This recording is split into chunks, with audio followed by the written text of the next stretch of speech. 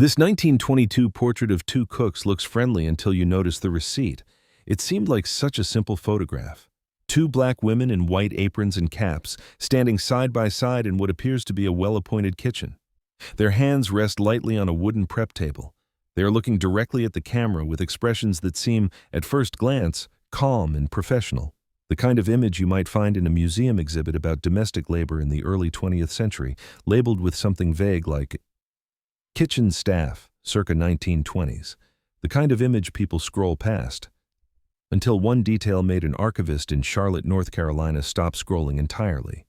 Her name was Denise Okafor. She was 43 years old and had spent the last 18 years working in the Special Collections Department of a private university library. Her specialty was photographic ephemera from the Jim Crow South, and she had seen thousands of portraits like this one. Studio shots of domestic workers, posed images meant to showcase the orderly households of wealthy white families. She knew the visual grammar of these photos intimately, the starched uniforms, the deferential postures, the careful staging that made exploitation look like employment. But this photograph, which had arrived as part of a large estate donation from a family in coastal Georgia, was different. Denise had been processing the collection for 3 days when she finally got to the box labeled Household Records, 1918 to 1929. Inside were tax documents, receipts for furniture, letters to and from a Charleston insurance firm, and tucked between two envelopes, an unframed photograph mounted on thick cardboard backing. She lifted it to the light. The two women stood close together. Their aprons were bright white. The kitchen behind them showed copper pots hanging from hooks, a large cast-iron stove, and a window with lace curtains. One woman was taller, perhaps in her late 40s. The other looked younger, maybe mid-20s. Both had their hair tucked under matching white caps. Their faces were composed but unreadable. Denise almost set it aside. Then she noticed something on the table between them. It was partially hidden by the younger woman's right hand, but clearly visible. A small slip of paper with printed lines and handwritten entries. Not a recipe, not a menu. The format was unmistakable to anyone who had spent years looking at financial documents from this era. It was a receipt, an itemized accounting of some kind, positioned deliberately in the frame. Denise reached for her magnifying loupe. What she saw made her lean back in her chair and exhale slowly. The receipt listed deductions, room, board, uniform rental, breakage, medical, transportation, and at the bottom a balance owed. The numbers were small and cramped, but one figure stood out clearly, a negative balance. These women were not being paid. According to this document, they owed money. Denise had spent nearly 2 decades looking at photographs of black life in the Jim Crow South. She had seen images of chain gangs. She had cataloged portraits of sharecropping families standing in front of houses they would never own. She had handled photographs of convict leasing operations, of turpentine camps, of children working in fields they should never have been near. But she had rarely seen something this explicit, this brazen, hidden in plain sight. Someone had posed these women with their debt. It took her a moment to understand what that meant. Then it took her the rest of the afternoon to begin understanding what it would take to find out who these women were and what had really happened to them. Denise Okafor was not the kind of person who let things go. Her colleagues sometimes joked that she had a compulsive need to close every loop, to answer every question a document raised. But it was more than compulsion. It was something closer to duty. She had grown up in a family that talked openly about history, about what had been stolen and erased and deliberately forgotten. Her grandmother had kept a box of old photographs and documents that she called the proof. Proof of land ownership, proof of businesses, proof of lives that the official record had tried to minimize or ignore. Denise had learned early that archives were not neutral, they were battlefields. So when she saw that receipt in the photograph, she did not simply note it and move on. She cleared her schedule. She told her supervisor she would need extra time with the Beaumont collection, which was the name attached to the estate donation, and she began the slow, painstaking work of figuring out what she was looking at. The first step was the photograph itself. She removed it from its cardboard backing and found nothing on the reverse. No studio stamp, no date, no names. But the backing itself had a faint imprint in the lower right corner. J.D. Mosley, Savannah. A quick search of Georgia photography directories from the period confirmed that James D. Mosley had operated a portrait studio in Savannah from 1901 until his death in 1934. He was known primarily for society portraits, the kind of formal images that wealthy families used for announcements and Christmas cards. He also, it turned out, had a sideline in what one contemporary newspaper called domestic documentation, photographs commissioned by employers to record their household staff. This gave Denise a rough date range. The style of the kitchen, the copper pots, the particular cut of the women's uniforms all pointed to the early 1920s. The estate records confirmed it further. The Beaumont family had employed household staff at their Savannah residence from 1917 until 1931, when the family patriarch died and the house was sold. A handwritten inventory from 1922 listed 2 cooks, colored, 1 laundress, colored, 1 driver, colored. 2 cooks. The photograph showed 2 cooks, but their names were not in the inventory. They were not in any of the Beaumont family papers that Denise could find in the first round of searching. They were listed only by their function. 2 cooks. Denise widened her search. She requested access to Chatham County census records for 1920. She searched Savannah City directories from 1918 to 1925. She contacted a colleague at a historically black college in Atlanta who specialized in African American genealogy in the coastal South, and she began to read more closely about a practice she had heard of but never examined in detail: debt peonage in domestic service. The more she read, the more the photograph began to make a terrible kind of sense. Debt peonage was, in theory, illegal by 1922. The Supreme Court had ruled against it in 1911, and federal laws nominally prohibited the practice of holding workers in bondage through manufactured debt. But in practice, especially in the rural South and in private households, the system continued for decades. Employers would advance workers money for transportation, uniforms, or lodging. They would then deduct those costs, plus interest, plus fees for breakage or spoilage or vague miscellaneous charges from wages that were already pitifully low. Workers who tried to leave could be arrested for breach of contract or theft. Workers who complained could be blacklisted, making it impossible to find other employment. The system was slavery by another name, operated through receipts and ledgers instead of chains. And someone had photographed these 2 women with their ledger in full view. The question that kept Denise awake that night was simple. Why? She reached out to Dr. Lorraine Jeffers, a historian at a research university in Durham who had written extensively about black women's labor in the post-emancipation South.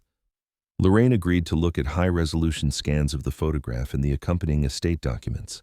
A week later, she called Denise with a theory. "This wasn't an accident," Lorraine said.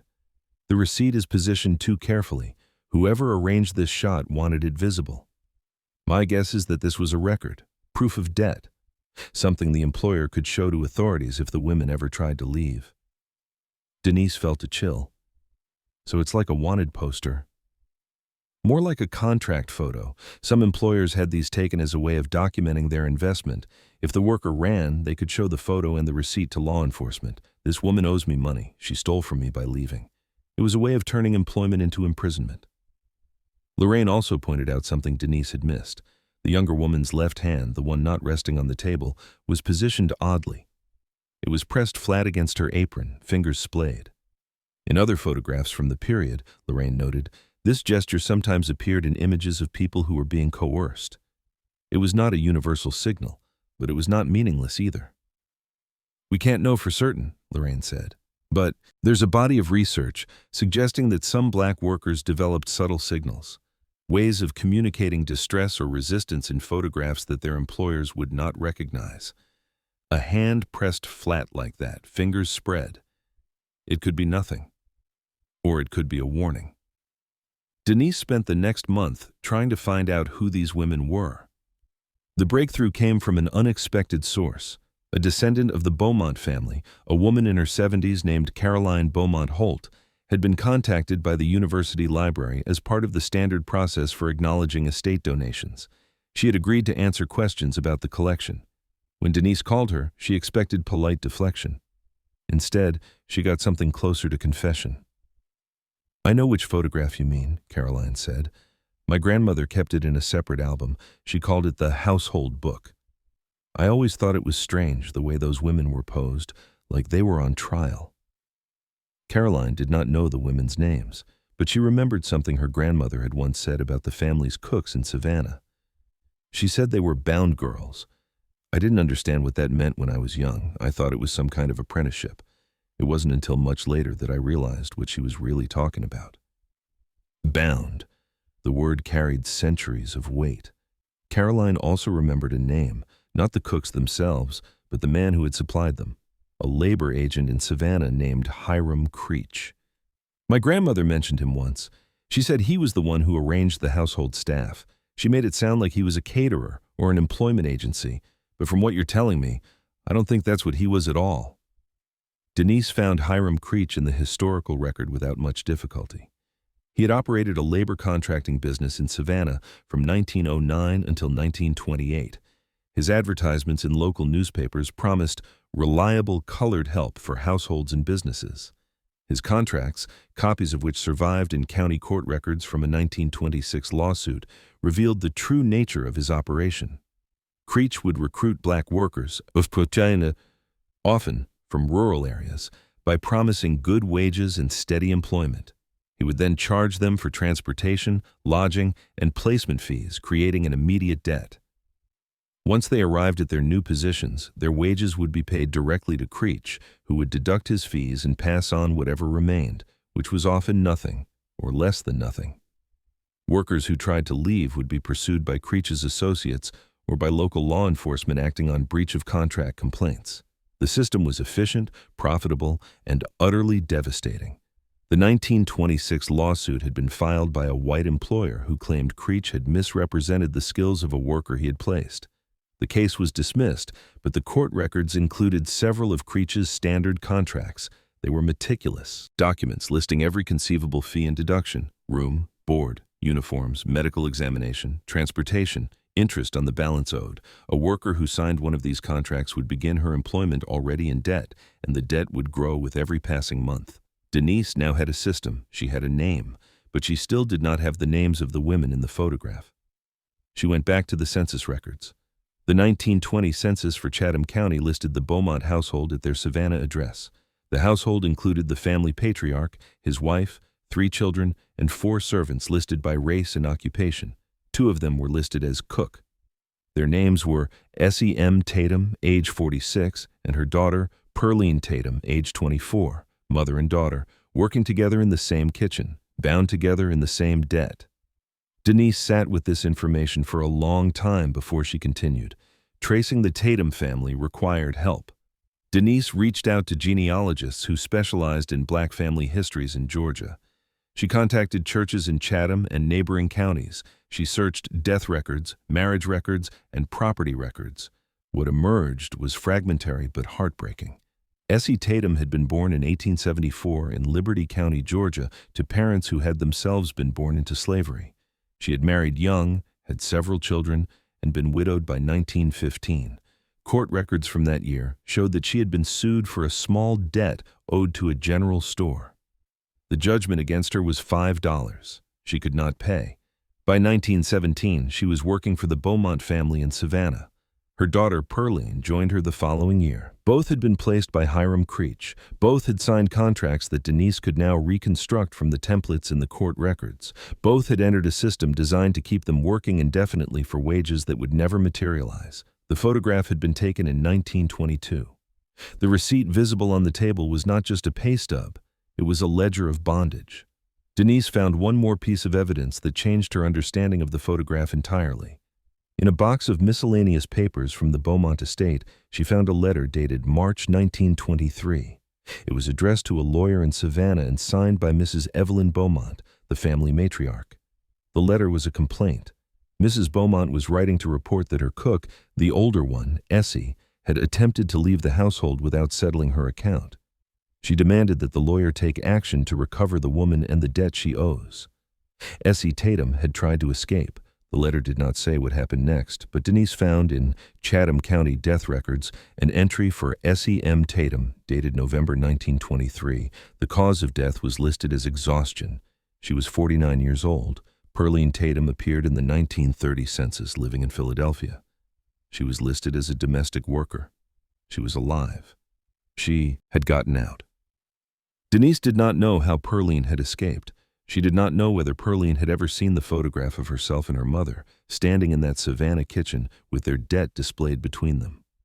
But she knew that Pearline had survived, and that felt like something worth holding on to. When Denise brought her findings to the university library's acquisitions committee, she expected support. What she encountered instead was hesitation. The Beaumont family had been significant donors to the university for 3 generations. Caroline Beaumont Holt, who had been so forthcoming on the phone, was still living and still connected to university fundraising circles. The estate donation itself had come with an implicit expectation that the materials would be used to document the family's contributions to regional history. No one had anticipated that the collection would reveal a paper trail of debt slavery. The committee met in a conference room on the 4th floor of the library. Denise presented her research with scans of the photograph, the receipt, the labor contracts, and the letter about Essie's attempted escape. She laid out the historical context of debt peonage. She explained the significance of the image and what it revealed about the Beaumont household. When she finished, there was a long silence.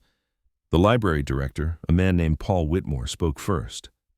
"This is remarkable research, Denise, truly. But I think we need to consider how we present it. The Beaumont name carries a lot of weight in this community. If we lead with the most inflammatory interpretation, we risk alienating donors who care deeply about the family's legacy." Denise kept her voice steady. "The interpretation isn't inflammatory. It's accurate. These women were held in debt bondage. The photograph documents that bondage. If we present the image without that context, we're participating in the same erasure that made the system possible in the first place." Another committee member, a professor of Southern history named Dr. Evelyn Cross, spoke up. "I think Denise is right. The whole point of archival work is to let the documents speak. We can't curate history to protect reputations." The argument continued for over an hour. Whitmore worried about donor relations. Others worried about accusations of political bias. Denise pointed out that the university had publicly committed to honest engagement with its region's history of racial injustice, and that this was exactly the kind of case that commitment was supposed to cover. In the end, a compromise was reached. The library would mount a small exhibition featuring the photograph and Denise's research. The exhibition would be framed as a case study in uncovering hidden histories in estate collections. The Beaumont name would be included, but the emphasis would be on the broader system of debt peonage rather than on any individual family's culpability. Denise accepted the compromise. It was not everything she wanted, but it was something. The exhibition opened in the spring of the following year. It was modest, occupying a single room on the library's ground floor. The centerpiece was an enlarged reproduction of the photograph, accompanied by detailed text explaining what the receipt revealed. Display cases held copies of labor contracts, census records, and the letter from Mrs. Beaumont. A timeline traced the history of debt peonage from the end of Reconstruction through the early 20th century. On opening night, a woman approached Denise at the reception. She was in her 60s, with gray hair and a quiet intensity in her eyes. She introduced herself as Marlene Tatum Williams. She was Pearline Tatum's great-granddaughter. "I didn't know about any of this," Marlene said. "My grandmother never talked about Georgia. She never talked about her mother. I always thought it was just, painful memories. But now I understand. She was protecting us from knowing what they went through." Marlene had brought something with her.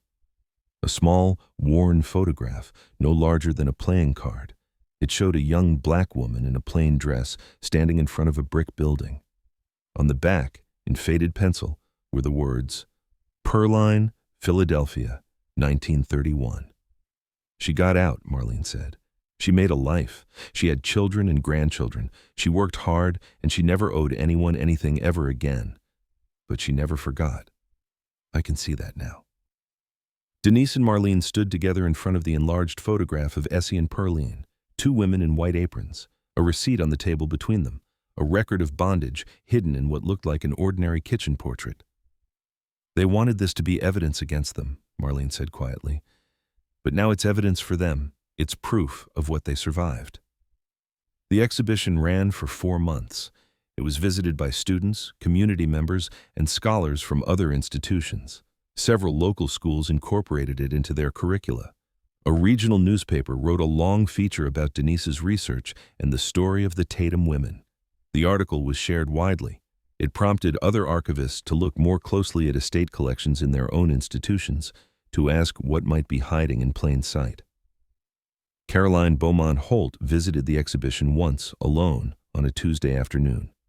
A staff member who was present said she stood in front of the photograph for nearly 20 minutes without speaking. She left without signing the guest book. The Beaumont family did not withdraw their support from the university, but they did not increase it either. The donation remained what it was, a collection of documents that revealed more than anyone had intended. In the years since, Denise has continued to find similar photographs. Not many, but enough to establish a pattern. Portraits of domestic workers posed with receipts, ledgers, or contracts, images that functioned as both documentation and threat. Each one, she believes, is a window into a system that operated in the open but left almost no visible trace in the official historical record. "We think of slavery as ending in 1865, she told an interviewer after the exhibition closed. But the systems that made slavery possible, the control of labor through debt, the use of law enforcement to recapture workers, the denial of wages through manufactured fees, those systems didn't disappear. They adapted. They went indoors, they hid in households and kitchens and private ledgers, and sometimes someone took a photograph." She keeps a copy of the Tatum photograph on her desk, not as a trophy, but as a reminder. Every photograph from this era, she has come to believe, is a crime scene. The camera recorded what the subjects could not say aloud. The background, the objects, the positions of hands and bodies, all of it can carry meaning that the photographers and employers never intended to preserve. The challenge is learning to read what was never meant to be read. In the photograph of Essie and Pearline Tatum, two women stand in a kitchen they did not own, wearing uniforms they were charged for, holding a receipt that recorded their bondage. They look directly at the camera. Their faces are composed. Their hands are still. But one hand, the younger woman's left hand, is pressed flat against her apron, fingers spread, a gesture that might mean nothing, or might mean everything. Pearline Tatum made it to Philadelphia. She lived until 1978. She never spoke about Savannah, not to her children, not to her grandchildren, not to anyone. The silence was its own kind of testimony. Now, finally, the photograph speaks for her.